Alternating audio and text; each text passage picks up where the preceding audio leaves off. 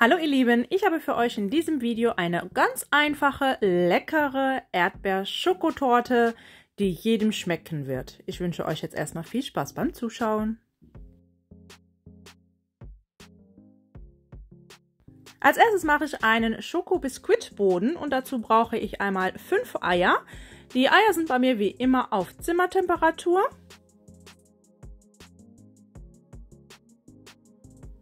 Dann brauchen wir eine Prise Salz und ein Päckchen Vanillezucker. Das Ganze wird erstmal auf niedriger Stufe umgerührt und währenddessen gebe ich 130 Gramm Zucker hinzu. Wie gesagt, erstmal auf niedriger Stufe und dann auf hoher Stufe, insgesamt so circa 10 Minuten lang, bis das Ganze sich deutlich verdoppelt hat und weichschaumig geworden ist. Hier habe ich 130 Gramm Mehl und 20 Gramm Backkakao. Das wird hineingesiebt. Das Mehl wird jetzt nicht mehr mit der Küchenmaschine eingerührt, sondern einfach mit einem Teigschaber vorsichtig untergehoben, bis auch keine Mehlnester mehr zu sehen sind. Dann brauche ich eine Springform. Meine hat einen Durchmesser von 26 cm. Den Boden habe ich mit Backpapier ausgekleidet und den Rand nicht eingefettet. Das Ganze kommt jetzt in den vorgeheizten Backofen bei 130 Gramm Ober- und Unterhitze für ca. 20 bis 25 Minuten. Macht am besten die Stäbchenprobe. In der Zwischenzeit habe ich die Erdbeeren gewaschen und das Grüne entfernt und das wird jetzt erstmal in kleine Stücke geschnitten. Dann habe ich den Biskuitboden aus dem Ofen genommen und der wird jetzt erstmal beiseite gestellt zum Auskühlen. Weiter geht's mit den Erdbeeren. Zu den Erdbeeren füge ich 3 Esslöffel Zucker hinzu und das wird einmal aufgekocht. Dann habe ich hier ein Päckchen Vanillepuddingpulver und da hinein gebe ich 100 Milliliter Wasser. Das wird einmal klümpchenfrei verrührt.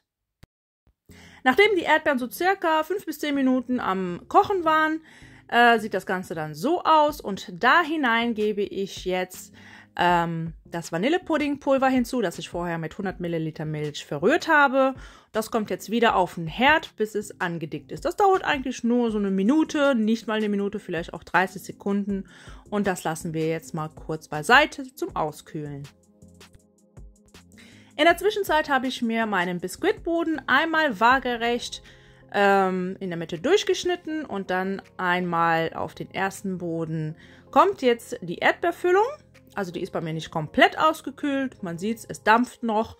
Um den Biskuitboden habe ich übrigens noch einen Tortenring drumherum gepackt und die Erdbeerfüllung verteile ich jetzt auf den Schokoboden.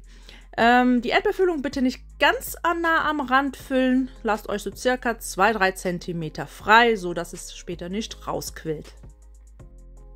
Das stelle ich jetzt erstmal wieder kurz beiseite. Die Erdbeeren müssen weiter auskühlen. In der Zwischenzeit schlage ich einmal Sahne auf. Hier habe ich ungefähr 400 Gramm Schlagsahne. Und nach 10-20 Sekunden gebe ich dann 2 Päckchen Sahnefest hinzu. Wenn die Sahne dann aufgeschlagen ist, ebenfalls kurz beiseite stellen. Dann geht es weiter mit Frischkäse. Hier habe ich 350 Gramm Frischkäse mit 250 Gramm Quark. Dann gebe ich noch ca. 2 Esslöffel Zucker hinzu. Und dann nochmal so circa einen guten Esslöffel bis 1,5 Esslöffel Sun Apart. Das wird das macht jetzt später die Creme etwas fester, nicht zu flüssig. Das verrühre ich jetzt ein paar Sekunden lang. Nicht zu lange rühren, da Frischkäse, wenn man es zu lange rührt, das wird dann am Ende zu flüssig. Am Ende könnt ihr ja nochmal die Creme probieren, ob es so mit dem Zucker hinhaut. Wenn nicht, fügt ihr noch ein bisschen hinzu. Hier habe ich jetzt noch 1 bis 2 Teelöffel Vanilleextrakt dazu gegeben und ca. 50 Gramm geraspelte weiße Schokolade. Und dann hebe ich nach und nach die geschlagene Sahne unter, einfach mit dem Teigschaber unterheben, vorsichtig. Ihr braucht jetzt nicht unbedingt alles direkt mitschreiben. Ich schreibe euch die genauen Mengenangaben wie immer unter dem Video in der Beschreibung. Wenn dann die Creme fertig ist und der Erdbeerboden ausgekühlt ist, gebe ich die Hälfte der Creme einmal auf die Erdbeeren drauf. Das Ganze wird jetzt einmal gleichmäßig auf die Erdbeeren bzw. auf den gesamten Boden verteilt. Dann kommt der zweite Schokoboden oben drauf und die restliche Creme. Aber von der restlichen Creme lasst ihr euch so ungefähr 1-2 Esslöffel beiseite für den Rand später. Also erstmal hier schön gleichmäßig und glatt die restliche Creme verteilen. Wenn ihr neu auf meinem Kanal seid, dann freue ich mich gerne, wenn ihr jetzt auf Abonnieren klickt, die Glocke aktiviert, dann verpasst ihr auch keine weiteren Rezepte mehr von mir. Die Torte kommt jetzt für mindestens 4 bis 6 Stunden in den Kühlschrank. Ebenfalls die restliche Creme, die ihr auf Seite gestellt habt. Danach wird einfach der Ring entfernt und dann mit der restlichen Frischkäsecreme bestrichen. Das Ganze müsst ihr auch gar nicht akkurat machen. Das ist quasi wie ein Kleber, denn an den Rand drücke ich jetzt gehackte und geröstete Haselnüsse.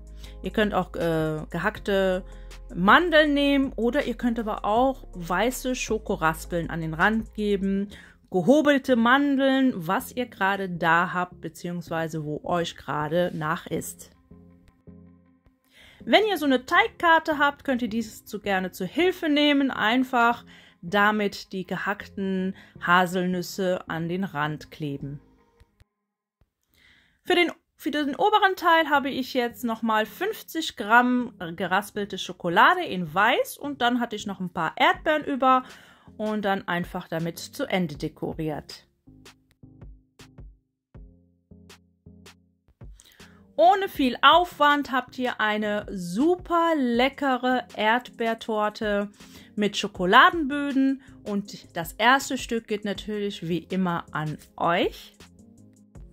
Übrigens, hier teste ich jetzt auch mein Messer an einer Torte. Und zwar war mein Messer richtig stumpf und das habe ich einschicken lassen zum Schärfen unter www.rattenscharf.com. Mit dem Code RABEA10 bekommt ihr 10% auf euren Warenkorb. Den Link schreibe ich euch unter dem Video in der Beschreibung. Statt neue Messer kaufen, lieber eure Lieblingsmesser einschicken und schärfen lassen. Hoffe, das Rezept wird euch gefallen. Probiert es unbedingt nach. Schreibt mir in den Kommentaren, wie es euch gefallen hat. Wünsche euch viel Spaß beim Nachmachen. Bis zum nächsten Mal.